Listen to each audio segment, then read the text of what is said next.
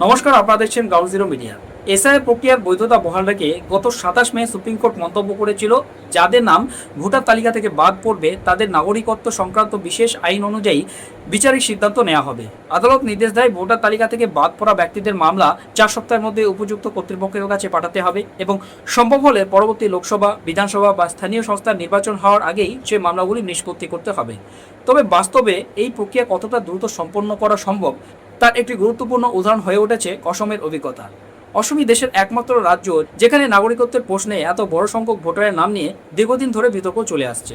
1997 সালে ভোটার তালিকার একটি নিবিড় সংশোধন অভিযানের সময় প্রায় 3 লক্ষ মানুষকে ডি ভোটার বা ডাউটফুল ভোটার হিসেবে চিহ্নিত করা হয়েছিল।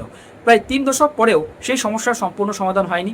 চলতি বছরের অসম বিধানসভা নির্বাচনের আগে এখনও 93,000-এরও বেশি ডি ভোটার ছিল এবং তাদের বহু মামলায় ট্রাইব্যুনাল সহ বিভিন্ন আদালতে বছরের পর বছর ঝুলে রয়েছে। 1997 সালের পর ঠিক কতজনকে নতুন করে ডি ভোটার হিসেবে চিহ্নিত করা হয়েছে তারও নির্দিষ্ট তথ্য নেই। 1997 সালের সেই নিবিড় পুনর্বিবেচনা প্রক্রিয়ায় স্থানীয় যাচাইকরণ আধিকারিকরা বা এলভিওরা খসড়া ভোটার তালিকায় অন্তর্ভুক্ত ব্যক্তিদের তথ্য যাচাই করেছিলেন। যেসব ক্ষেত্রে আগের ভোটার তালিকার সঙ্গে সম্পর্ক বা যোগসূত্র প্রমাণ করা যায়নি, সেগুলি আলাদাভাবে খতিয়ে দেখা হয়। বর্তমান এসআইআর প্রক্রিয়াতেও আগের ভোটার তালিকার সঙ্গে সংযোগ প্রমাণ করা একটি গুরুত্বপূর্ণ শর্ত। এলভিওদের রিপোর্টের ভিত্তিতে নির্বাচন নিবন্ধন আধিকারিকরা যদি কারো নাগরিকত্ব নিয়ে সন্দেহ প্রকাশ করতেন, তাহলে সেই বিষয়টি সংশ্লিষ্ট জেলার পুলিশ সুপারের কাছে পাঠানো হতো। পরে পুলিশ ওইসব মামলা ট্রাইব্যুনাল বা অবৈধ অভিবাসী নির্ধারণ ট্রাইব্যুনালে পাঠাতো নাগরিকত্ব নির্ধারণের জন্য। 2005 সালে অবৈধ অভিবাসী নির্ধারণ আইন অসাংবিধানিক ঘোষিত হওয়ার পর সেই সব মামলা ট্রাইব্যুনালে স্থানান্তরিত করা হয়।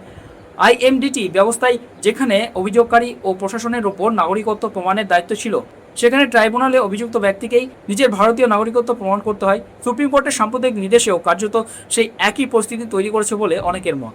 ভোটার তালিকা থেকে নাম বাদ পড়া ব্যক্তিকে নিজের নাগরিকত্ব প্রমাণের উদ্যোগ নিতে হবে।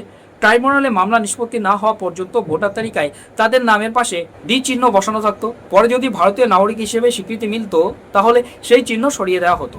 আর বিদেশি হিসেবে ঘোষিত হলে নাম ভোটার তালিকা থেকে বাদ পড়তো এবং নির্বাচন না হওয়া পর্যন্ত তাদের ডিটেনশন সেন্টারে রাখা হতো। যদিও সুপ্রিম কোর্টের নির্দেশ অনুযায়ী 2 বছর ডিটেনশন সেন্টারে থাকার পর যাদের মামলা নিষ্পত্তি হয়নি তারা বর্তমানে জামিন পাওয়ার সুযোগ পাচ্ছেন। নাগরিকত্ব সংক্রান্ত মামলায় কাজ করা আইনজীবীদের বক্তব্য অনুযায়ী 1997 সালেই সবচেয়ে বড় সংখ্যায় মানুষকে ডি ভোটার হিসেবে চিহ্নিত করা হয়েছিল।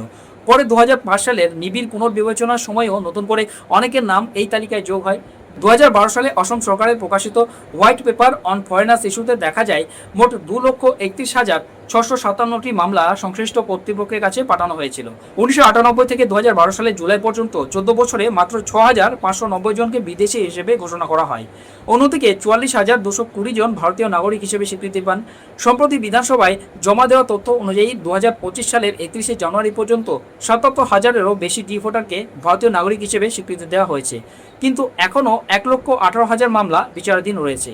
চলতি বছরের অসম বিধানসভা নির্বাচনের আগে নির্বাচন কমিশন 2025 সালের ডিসেম্বর মাসে একটি বিশেষ পুনর্বিবেচনা অভিযান চালায়।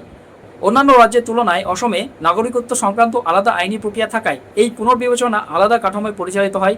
সেই সংশোধিত ভোটার তালিকা প্রকাশের পর দেখা যায় রাজ্যে এখনও 93,021 জন ডি ভোটার হিসেবে রয়েছেন। এর অর্থ প্রায় 3 দশক আগে শুরু হওয়া একটি প্রশাসনিক ও আইনি প্রক্রিয়া এখনও পুরোপুরি শেষ করা সম্ভব হয়নি। ট্রাইব্যুনালের কার্যপ্রণালী নিয়েও দীর্ঘদিন ধরে প্রশ্ন উঠেছে। বহু আইনজীবী অভিযোগ করেছেন, এসব ট্রাইব্যুনালের সিদ্ধান্ত গ্রহণ প্রক্রিয়া প্রায়ই স্বেচ্ছাচারী বলে সমালোচিত হয়েছে এবং মামলা নিষ্পত্তিতেও দীর্ঘ বিলম্ব দেখা যায়।